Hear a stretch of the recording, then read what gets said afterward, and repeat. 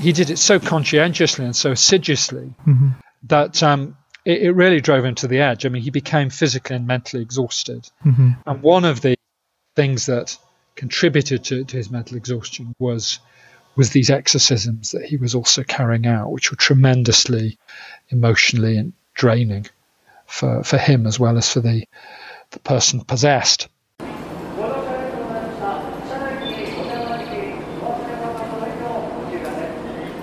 Welcome to Japan Station. My name is Tony Vega. On March 11, 2011, a 9.0 earthquake struck off the coast of Japan's Tohoku region, resulting in a massive tsunami. This disaster devastated the region, caused the infamous meltdown at the Fukushima nuclear power plant, and resulted in the deaths of over 18,000 people. My guest today is Richard Lloyd Parry. He's an award-winning foreign correspondent, the Asia editor at the Times of London in Tokyo, and the author of a book called Ghosts of the Tsunami. Published in 2017, Richard spent 6 years working on this book, and in it, he explores what exactly happens in the aftermath of a tragedy of this magnitude. Richard focuses specifically on two aspects of this tragedy. The first is Okawa Elementary School, a school located just a few kilometers from the coast. When the tsunami struck, there were 78 students present. By the time the wave had receded, 74 of the students had perished. In Ghosts of the Tsunami, Richard investigates what exactly happened at that school. Why did those children not go to higher ground when they could have very easily done so? The other aspect that Richard explores has to do with ghosts. In the months after the earthquake and tsunami, people began to report exorcisms. Richard tracks down a Buddhist priest who becomes known for performing these exorcisms, and what he describes is haunting to say the least. Richard talks about all this and much more in today's episode. If you don't think you can handle it, then I understand. Go ahead, pause the podcast, maybe come back a later date, or just skip the episode altogether. But if you think you can handle it, then please stick around.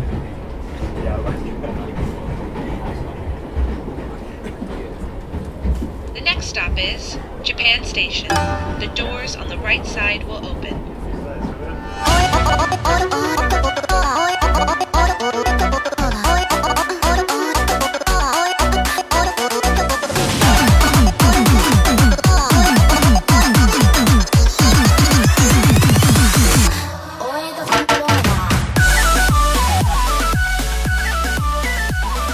I stumbled across the book I guess it's more than 2017. Yeah, it's not last year anymore. But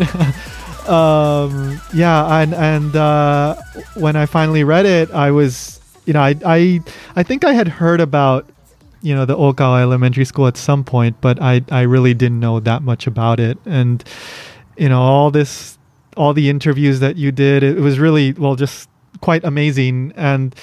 But before we get to that, I'm kind of wondering, so what was your experience during the earthquake, and then how did it eventually lead to you deciding to turn, all your reporting and all that into a book? Sure. Well, I live in Tokyo, and I was in my office in Tokyo on Friday afternoon, the 11th of March, 2011. And I was sitting at my desk. I can't remember exactly what I was doing, but anyway, it was on the 10th floor of a good modern building. But nonetheless, we felt the earthquake very strongly. At that time, I'd been living in Tokyo 16 years. So, anyone who's lived in Tokyo knows that earthquakes of varying magnitudes happen quite regularly. Several times a year, there's a little kind of rumbling, and you get used to it. But this was, by a long way, the strongest earthquake I'd ever experienced, and it kept on going, and it kept on getting stronger.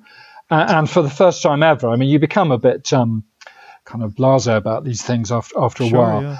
But for the first time, I jumped under the table, under my desk, and cowered there.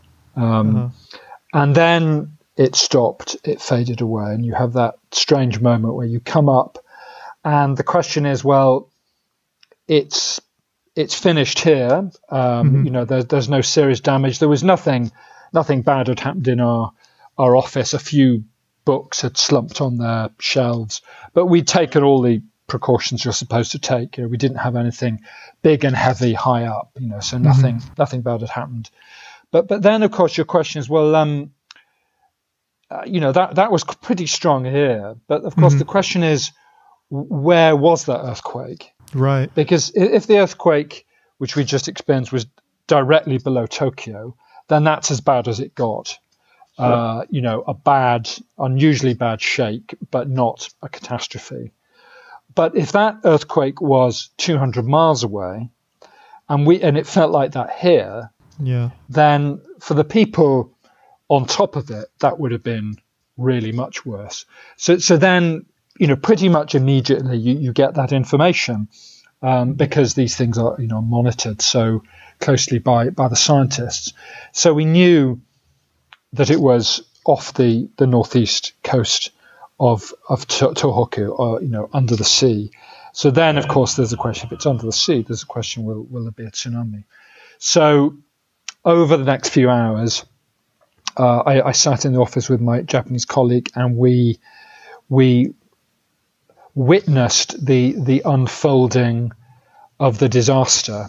In Tokyo, it really wasn't that bad. I mean, Tokyo is a city of 30 million plus people, and I think the total number of deaths in Tokyo was, it may even have been single figures. It wasn't far into double figures, so it was really remarkably low.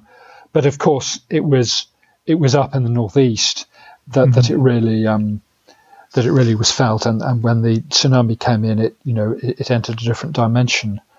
And then as for what happened after that, well, I spent the night pretty much in my office reporting all this. Went back home very late. And this was at the Times, right? Yes, I'm the correspondent in Tokyo for the Times, the British newspaper, the Times. Yeah, and I was working for them then. And by the end of the day, it was clear that there'd been a tsunami and it was bad, and I knew that I had to go up the next day. We'd hired a car, so with a group of colleagues, I travelled up the following day. It took 24 hours pretty much to get from Tokyo to Natori near Sendai, because the expressways were down and the other roads were very congested. And we got there, and I spent, I guess, 2 weeks, the best part of it, going up and down the tsunami-afflicted area. And I realised early on that this was a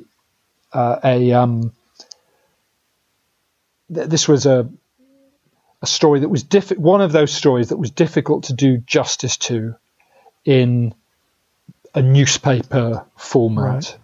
Right. I mean, even if it's at its longest, with a newspaper feature, you get maybe 2, at the most 3,000 words.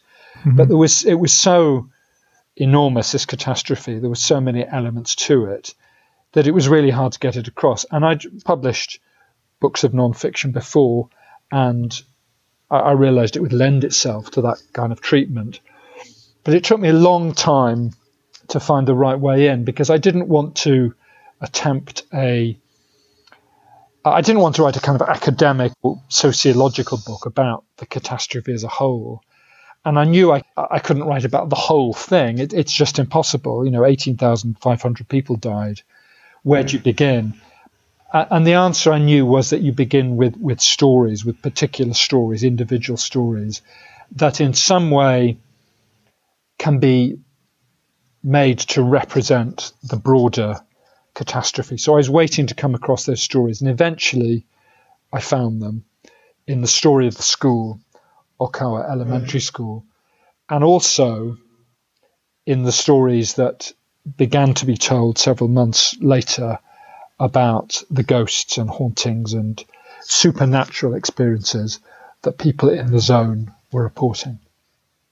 Yeah, you hear 18,000 people, you hear these numbers, and they're just numbers, but reading through your book, you really start to get an idea of the impact that this had on the lives of people. Like, you really paint a picture of these people and their lives, and how it was utterly devastated and continues to be devastated, like, to this moment. So it really sticks with me, at least, as I was reading it. These people, you really painted a picture in my head. So, well, that's good. I mean, I'm very glad you say that. That is what I wanted to do, was to make it a story about people, and to I wanted to do other things as well. I wanted in some way to make it a book about Japan, and about Japanese society at this moment. But I didn't want that to be in the foreground. I tried to smuggle in the more kind of generalized observations in with these personal stories of the people I met and got to know. So I'm curious about how you got access to these individuals from Okawa Elementary School, but perhaps before we get to that, could you recount somewhat, I guess, concisely what happened at Okawa Elementary School so that people have an idea before we get to, how you got to writing? Yeah. Of course, yeah. I mean, essentially, no one would want to be exposed to an earthquake or a tsunami. You do what you could to avoid it. But if you were exposed to one, the best country in the world to be is Japan, because the buildings are strong and everyone's prepared. And the best place in Japan to be is a school, because the schools are well built and they're drilled. I mean, my kids go to Japanese elementary school, and they're having practices all the time. It emerged after the disaster, when the kind of counting had been done, that strangely in this disaster, the older you were, the more at risk you were, and the younger you were, the safer you were. So of those 18,500 people who died, I think more than half were over 65. And 80-year-olds were more likely to be killed than 70-year-olds, 70-year-olds and 60-year-olds, going all the way back down. In the whole disaster, only 350 odd children of school age died. Out of 18,500, that's not many. Right. And almost all of those were not at school when it happened. In other words, if you're at school, you were pretty much guaranteed to be fine. Only 75 children died when they were at school, and 74 of them were at one school, Okawa Elementary School. Basically, every other school in this tremendously stricken zone, the kids were all fine. At one school, they nearly all died. And that was the central, horror, and also the mystery of what happened at this school. So to describe it, as you say, succinctly, Okawa Elementary School is in a little village about 4 miles from the sea, from the beach, on a river, and the people there didn't feel themselves to be living by the sea. The village is along the coast where they could see and hear the waves. When the tsunami warnings went off there, they immediately went up the hills inland and were safe. But at Okawa Elementary School, they didn't feel themselves to be at risk. Now, they should have done, because there were warnings coming all the time. There were loudspeaker vans going up and down saying, mega tsunami coming, evacuate, and similar messages on the radio. But for some reason, they ignored them. They stayed where they were. The children were lined up in the classroom when the wave came in. All but I think 4 of the children and 1 of the teachers who were in the school at the time died. Right. It's difficult to make such general statements, but as far as I could see, I mean, as an individual tragedy within the massive catastrophe, that was pretty much as bad as it got. Such a large number of very young children died in one place, apparently pointlessly, without any good reason. Yeah. I mean, I think, was it like 79 children were present that day? Was it 78 or 79? I'm sorry, I can't remember. Yeah, I can't remember now if it was 4 or 5 who survived, and 74 perished. But there were 108 students at the school, but of the 78 or 79 that were present, 74 were caught in the tsunami, and I mean, what happened was, like schools everywhere, they felt this earthquake, and they knew just what to do. The kids got under the desks. Right. When the shaking had subsided, they got out, they put on their helmets, they went out into the playground, their names were checked off, the teachers lined them all up by class, and then they stayed there. Everywhere else, they evacuated from the schools to high ground, and there was a hill right behind the school, I mean literally behind the school, where within 5 minutes they could all have been safe. At this school, they stayed there. Now, it was an hour between the earthquake and the coming of the tsunami, and during that time, some parents who lived nearby came and picked up their kids. That was why not all of the school was in the playground. About 30 kids had already left and gone off with their parents. But of those who were in the playground, all but 4 or 5 died. And of course, what you end up describing in the book is this whole long process of trying to find out what happened and trying to get sort of, I guess, peace. The parents trying to get peace. Either it is simply finding their missing children or actually finding out what happened and if the school was trying to cover up something sinister, something else, something, some sort of negligence. How is it that you were able to get access to these parents who were still very much, dealing with this immense loss? I just, approached them as journalists approach anyone, after big events like this, and introduced myself and asked if I could talk to them. I mean, originally I went up to report on this story for my newspaper, and I went up there for a day or so, and I went to the site and made contact with people there. I mean, it was a school. There were about 54 families had children at the school, and they reacted to what had happened in different ways. I mean, plenty of them weren't interested in talking at all. Most of those I never even saw, never even knew about them. Some people I approached, and they always politely said, "No, sorry, I don't want to talk to you," which is fine. Of course, you can't argue with that.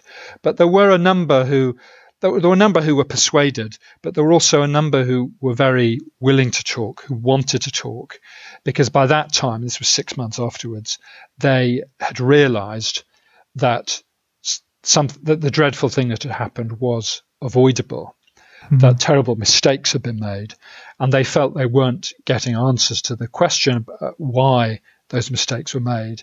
And they saw journalists and exposure in the media as a way of putting pressure on the authorities. So a lot of the parents I got to know best were active in this campaign to find out the truth of what had happened, why it had happened, and who was responsible.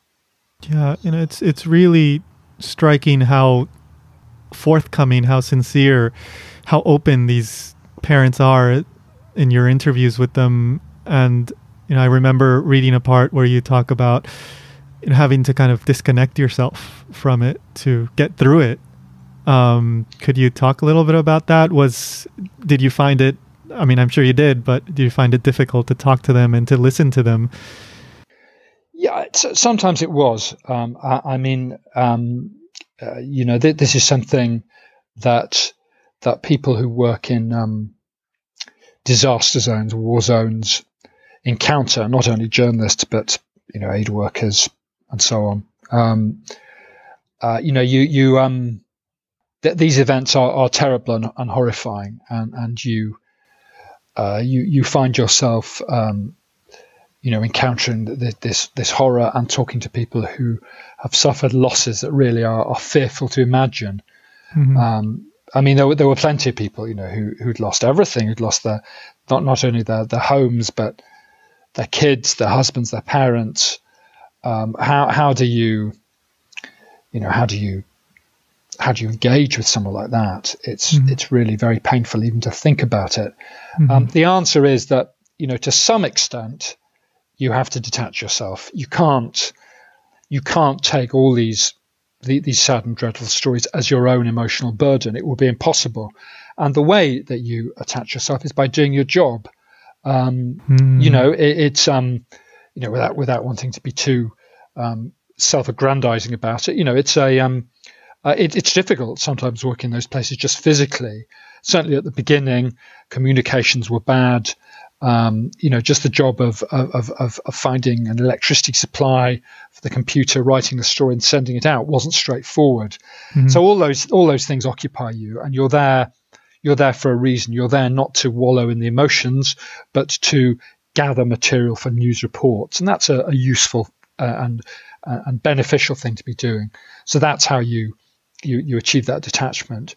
When I went back for the book, when I was spending much longer and going back repeatedly to talk to the same people for very long interviews, hours at a time, there were moments when I felt very sad and shed a tear or two hearing these stories.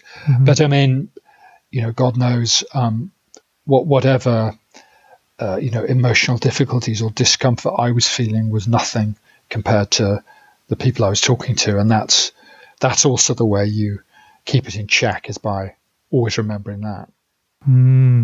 That's very interesting. Yeah, it's a perspective, I guess. Huh? Yeah, it's after a while it becomes, I think, an instinct. You can't let yourself be overwhelmed by it. I sometimes make the comparison with, for example, doctors or psychiatrists, people who routinely in their jobs deal with people who are suffering. If you go to the to the doctor to get the bad news about your test results, then when the doctor gives you the bad news, you don't want him breaking down and crying and saying, that's so terrible. You want him to be empathetic, but or her, but detached. You want her to be professional, right? So that the doctor can do their best for you. And maybe it's a bit like that. Yeah. Oh, that's very interesting. So I guess it all depends on what your opinion of ghosts and all that kinds of things are. One perspective could be that, you talk about exorcisms and reports of ghosts and whatnot out in the aftermath. Some people might see that as a way of dealing with that suffering. Others might see it as actual ghosts and actual possessions. But that was a very, very interesting part of your book. And I'm wondering, how did you, first of all, come to learn about that? And then how did you come to meet, for example, Reverend Kaneta? Yeah, it was very interesting and unexpected. I've covered natural disasters before, including the 2004 tsunami in the Indian Ocean. I spent time in Aceh in Indonesia covering that. And as disasters, these things have a certain a pattern. There's the stages that that they go through, and I was familiar in a way with the kind of rhythm of the initial crisis, the emergency, the relief effort, and then the slow recovery. But then what started happening in Tohoku was that about 6 months after it had happened, so towards the end of 2011, you began hearing stories from lots of different people, unconnected from one another, of ghosts, of spooky experiences that people were reporting. And sometimes these were very vague. Sometimes it was no more than people feeling a bit spooked and uncomfortable when they were down by the beach, by the sea, which perhaps is not surprising. In other cases, they were the sort of stories that fall under the category of urban myths.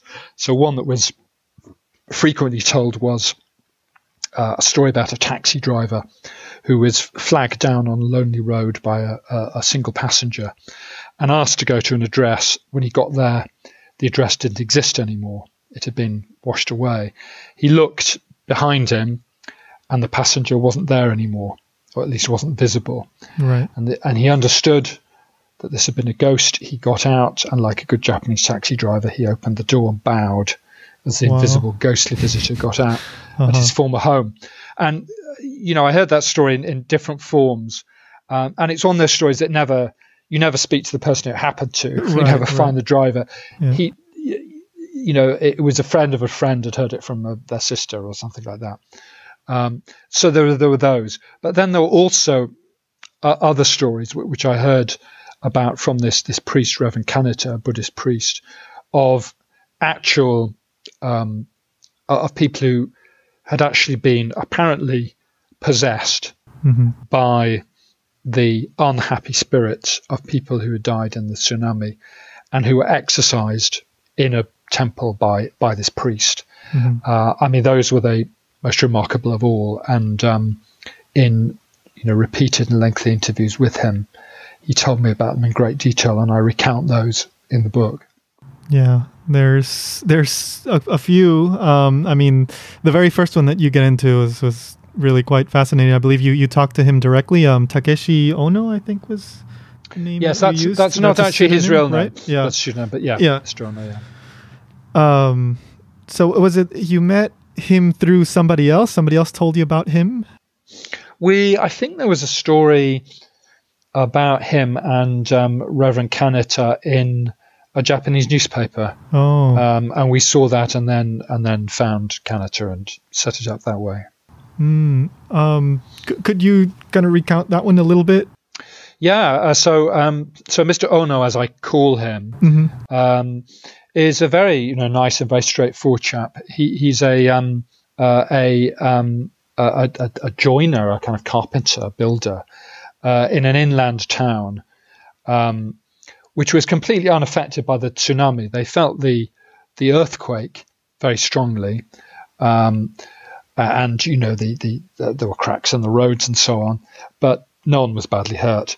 It took them a couple of days because the electricity was cut off before they realised what had happened down the coast, and he was curious, and he drove down there one day with his wife and his mother, and they went to the sea to have a look at what had happened there, and he was horrified by what he saw. He'd never realised how bad it was and how overwhelming the damage was in places that he knew well, because he lived only 30 miles away. So then he went home that night, feeling a bit shaken up. And that night, he began to behave very strangely. He began growling like an animal. He began muttering and shouting strange things about people he could see who no one else could see, about going over to the other side. He said he wanted to kill. And the next day, he remembered none of this. And this went on for 2 or 3 nights. And his behavior became stranger and stranger, more and more erratic. He was unconscious of it. And eventually his wife and his mother, who were very anxious about him, took him to the priest, and Reverend Kanata recited the sutras and sprinkled him with holy water. And he at first he was speaking in a strange way, and eventually he returned to himself. And his understanding of that of the priest was the same, that the spirits of those who died in the tsunami had somehow possessed him, had entered his body and taken over his personality. And it was almost like punishment in a way, if I remember correctly, right? Because he hadn't taken the whole thing seriously. He had been kind of fooling around, like kind of making fun of it or something like that. Yeah, that was the explanation that he and the priest reached. It was strange that I didn't quite understand the thinking behind it, but he'd gone down to the coast flippantly, out of idle curiosity, right? Without not in a kind of respectful or appropriately grave frame of mind, and it was that lack of seriousness that in some way made him vulnerable to possession by these creatures. Right. Reverend Kanata, you mentioned something along the lines of like he was one of the figures that most stands out to you from all the many people that you talked to. But what what sticks with you about Reverend Kaneta? What stood out to you about him? Well, he's a very remarkable person. Mm-hmm. I mean, not only or even principally because of these exorcisms, he ran a family temple in this inland town, Kurihara, and after the disaster, he became overwhelmed by people coming to him for funerals, because all along the coastal strip had all been washed away. There were thousands and thousands of dead, and no way to bury them, or simply no capacity to carry out all the funerals that were needed.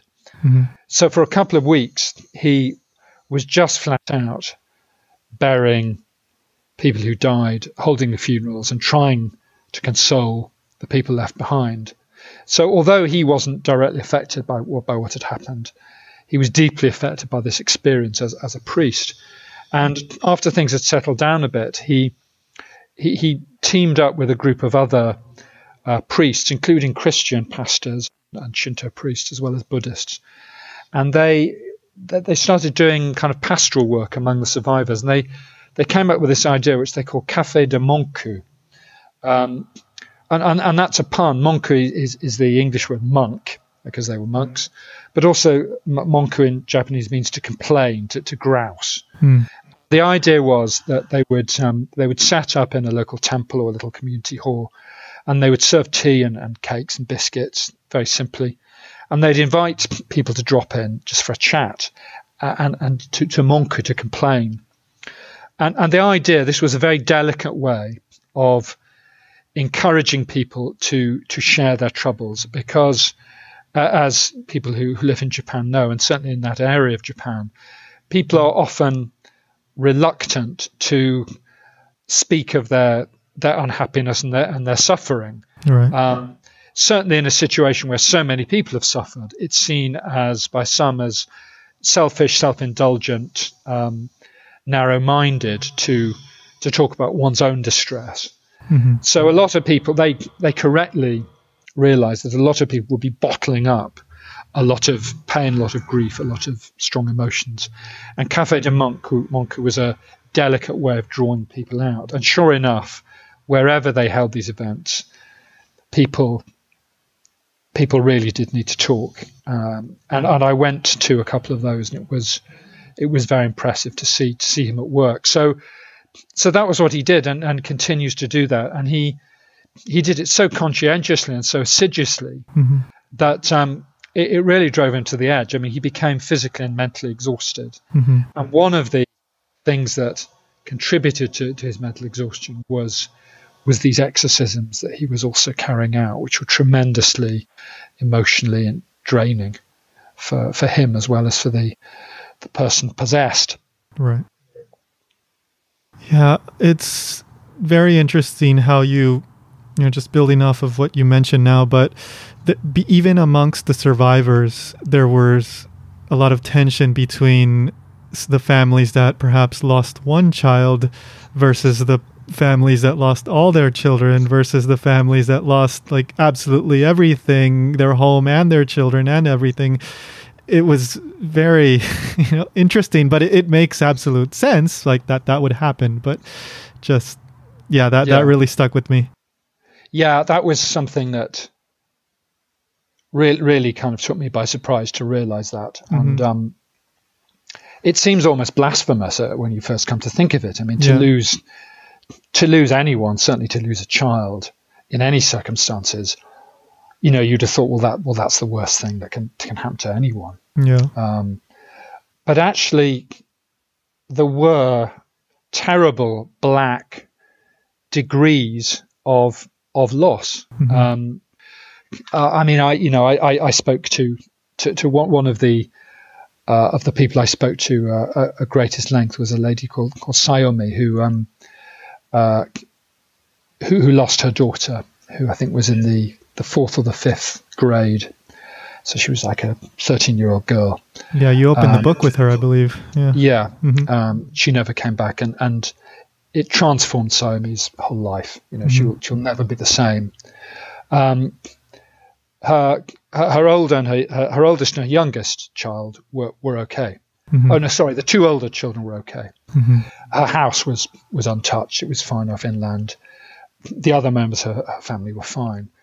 I discovered with a kind of horror that there were other people who regarded Tsunami as lucky, right, because she had her other kids and her house. I met another woman who'd lost two kids. And to her, Tsunami, had been lucky. There was someone else who'd lost three kids and her house and her parents-in-law.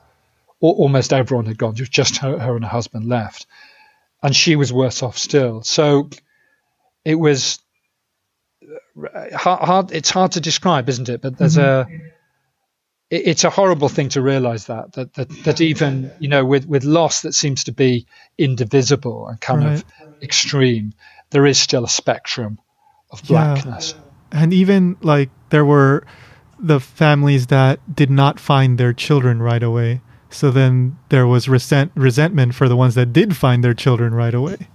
That's right. The dead children that were caught in the tsunami. That's, but I guess when you're, it's very much hard to see outside of that, and totally understandable in a way, that was your world. Yeah, of course. Yeah, you can't see it if you're outside it. Yeah. But when you're inside it, suddenly the world is very diverse. The world of loss. One of the groups of mothers who I got to know and spent time with were those whose children didn't come out of the mud. I mean, there were 74 kids who died, and most of them were found, fairly soon in the first few days, certainly the first couple of weeks. But then there were some that it took a long time, and there were some who never were. And they, too, regarded the mothers who'd been able to bury their sons and daughters as lucky. So in part of the book, you discuss gaman, which means kind of to persist, to endure, and gambaru, like to do one's best. And those are very pervasive concepts in Japanese culture, I think. And, one of the things that people often talk about after the earthquake is how peaceful it was. There was no looting or rioting, and people, they would line up to get, the assistance, the food, and everything was just wonderful, idyllic almost, given the circumstances. But you also mentioned there's kind of a sort of negative side to the whole gaman and gambaru side of things. Could you discuss that a bit?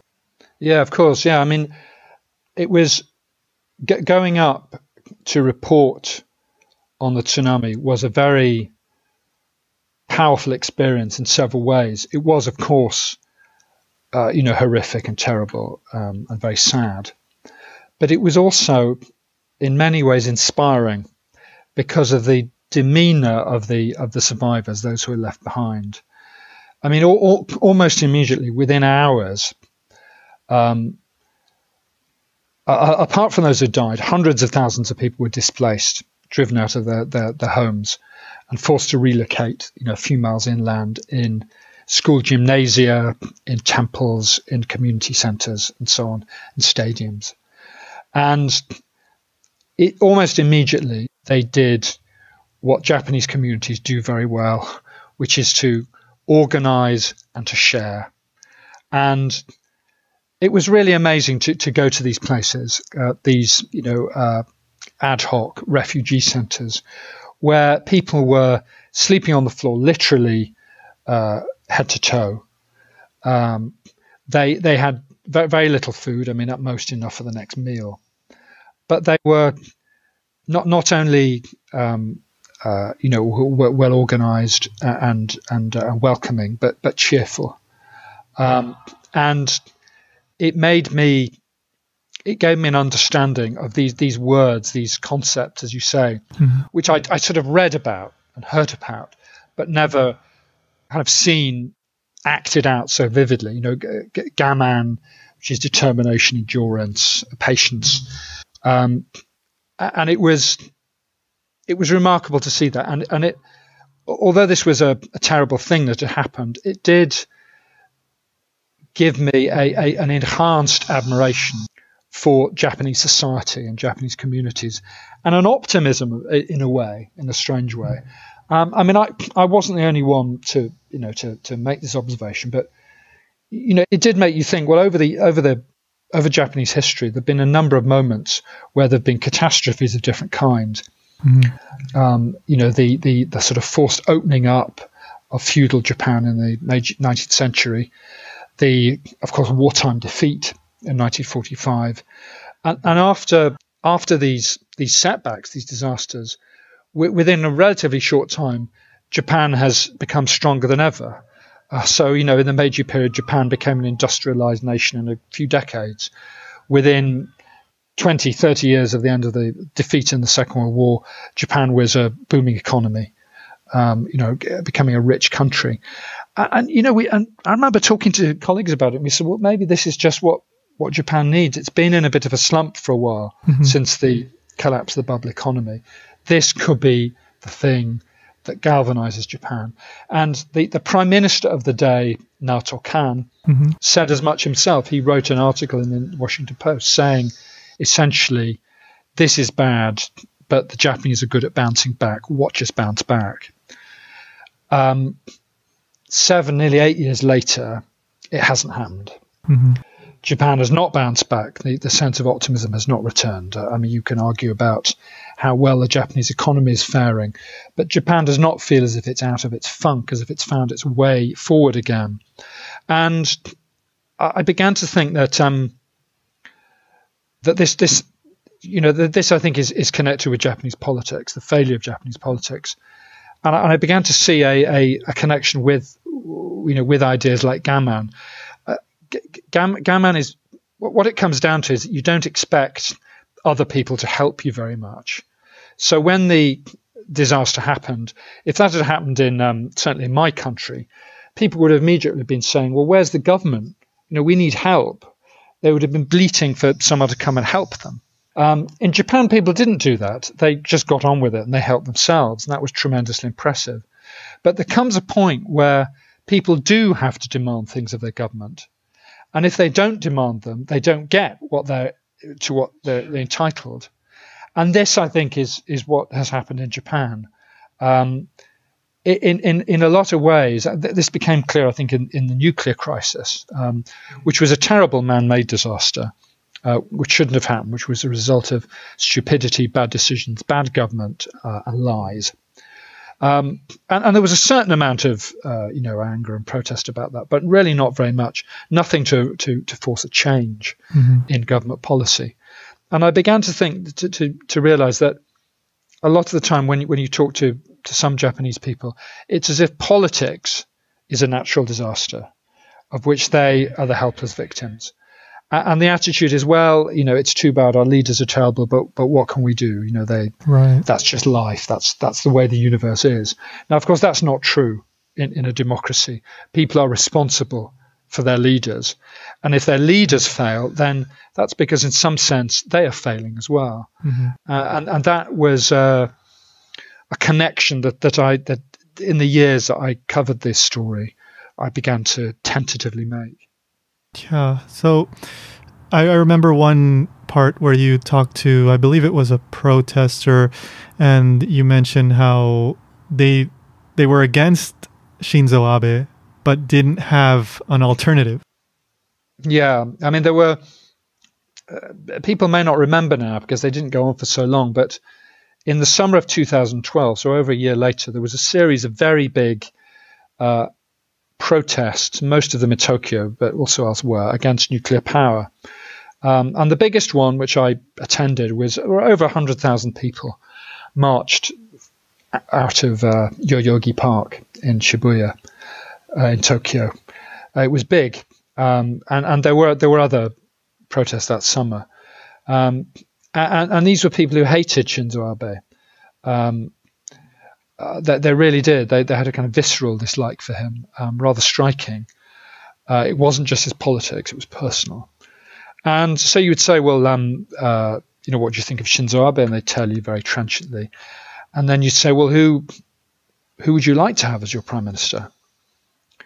And there was a silence, and people would look at one another and look a bit embarrassed and perhaps try and change the subject. And you'd say, but hang on, who would you like? And no one could suggest a name. The former government, the Democratic Party of Japan, by that time had completely disgraced itself. They were hopeless. That there was no one else. I mean, this is perhaps another subject, and a big subject. But I do think that whatever you think of Shinzo Abe, his success as a politician and his repeated success in being re-elected is, to me at least, is not really down to his own strengths or talents as a leader, which I think are moderate at best. Mm-hmm. It's because of the abject failure of the Japanese opposition, and the failure of anyone to offer a credible alternative, to the extent that people who don't like Shinzo Abe very much vote for him just because there's no one else. It's when like that persistence, the gaman, turns into kind of complacency, I guess.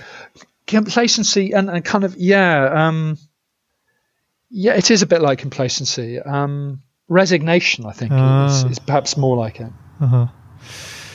So as we're wrapping up, I have kind of a two-part question, kind of big, I guess, but do you think Japan has learned anything from this experience? Do you see any, I mean, you kind of alluded it to before, but do you think anything positive may come out of this or has come out of this? And the other side is, what did you take away from this experience, from this 6 years, I believe, writing on this book and your experiences in the Tohoku area? I think some things have been learned. I mean, I haven't checked, but I'm pretty sure that every elementary school in the country has gone back to their disaster, evacuation manual and spelled out exactly what needs to be done in the event of a tsunami warning. Right. So, at least for a generation, until memories have faded, even if there was another tsunami, there would probably not be another Okawa school tragedy. However, at a deeper level, has Japan changed? No, I don't think it has changed very much, I'm sorry to say.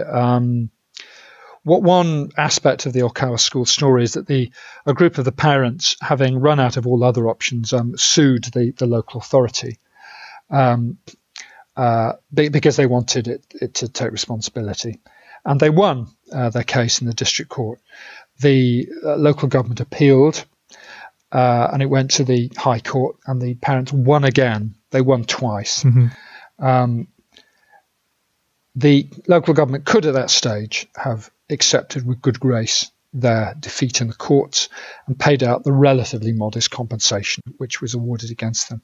They didn't. They chose instead to fight it all the way, to take it to the Supreme Court, mm-hmm. where it is being heard now. And in other words, to prolong the pain and frustration of the parents. Now, that I think is a very discreditable thing to do, and it suggests that though that group of bureaucrats, at least, has not learned the lessons they should have done. As for wider lessons, I don't know.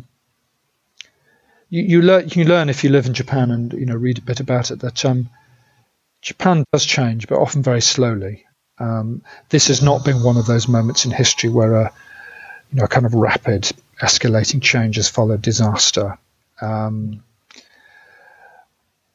So I hesitate to make any big pronouncements about how Japan has changed. As for what I've taken away with it, I mean, that's a difficult question. The answer is many different things. Mm-hmm.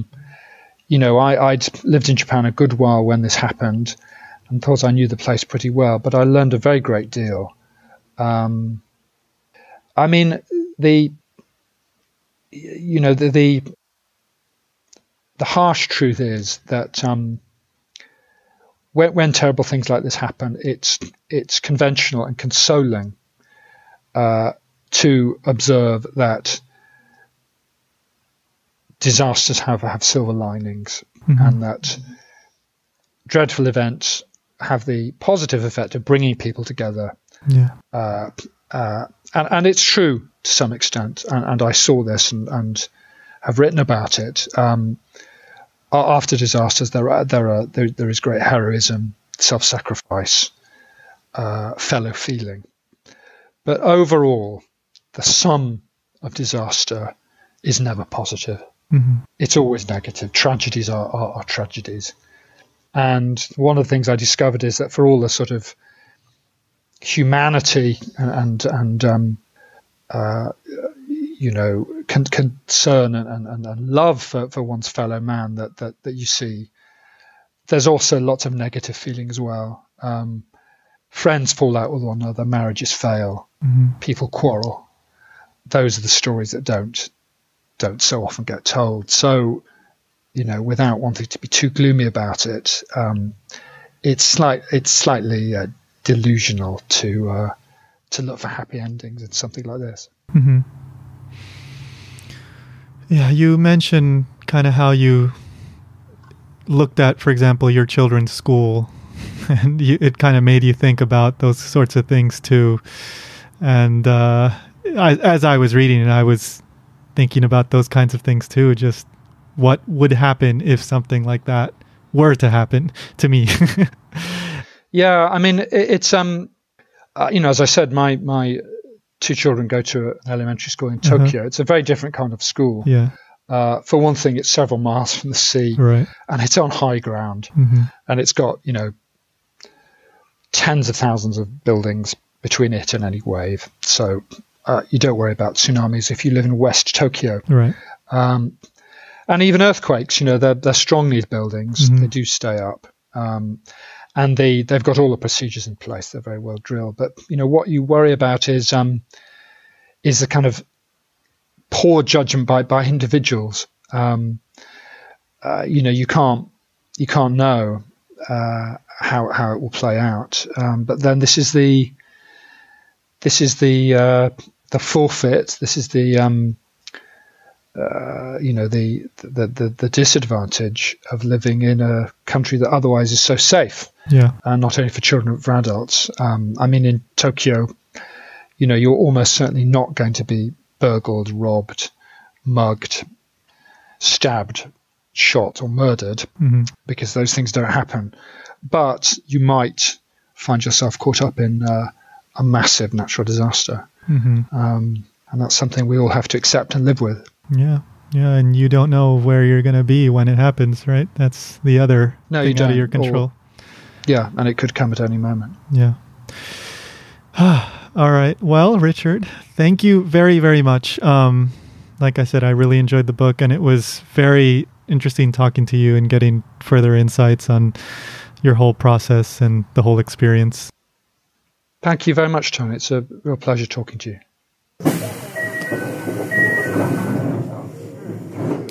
Thank you so much for listening. I hope you found the episode interesting. I know it was very serious in tone and very different from everything else I've done so far, but I think this is a very important story and one absolutely worth talking about.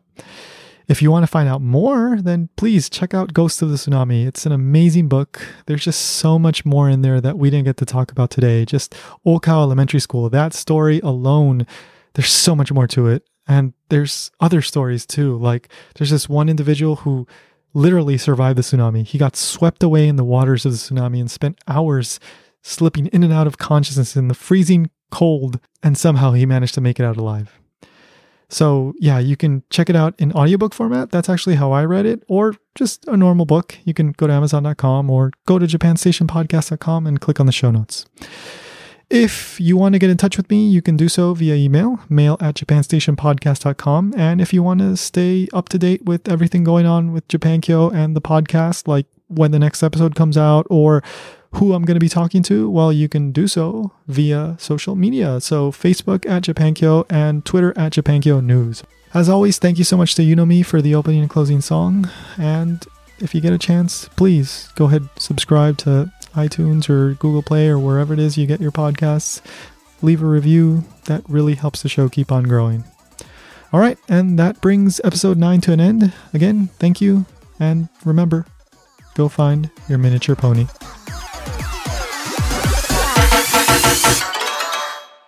Just do it!